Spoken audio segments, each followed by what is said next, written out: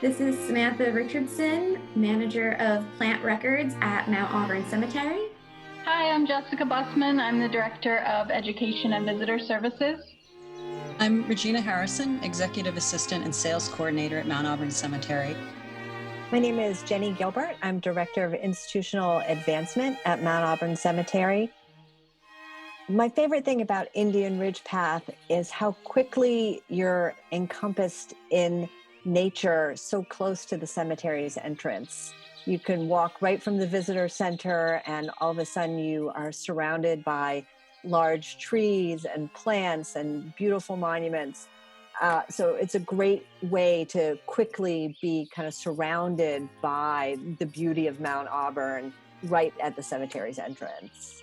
One of my favorite things about Indian Ridge Path are, as you first enter into the pathway, those magnificent old oak trees and a couple of old sugar maples too that are, just so full of life in the spring and then full of rich color in the fall. It's just a really magnificent entryway into the pathway. I really love every February our annual Longfellow birthday event. We walk out to his grave on Indian Ridge Path, and one of the rangers from the Longfellow house reads a poem, and we lay a beautiful wreath that the greenhouse staff has prepared at his grave to celebrate his birthday.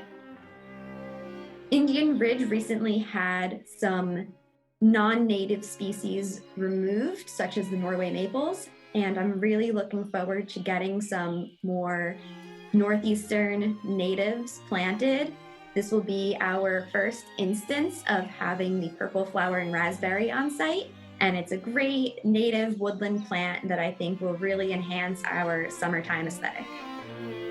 So it's kind of a truism that if you want more native birds and native wildlife, you put out native plants for them. So I'm really excited about the upcoming plantings that will have a heavy focus on native plants. There'll be just so much more diversity to what is already a very rich area. So as a birder myself, I'm really looking forward to getting out there over the next couple of years and seeing how it all just grows and expands.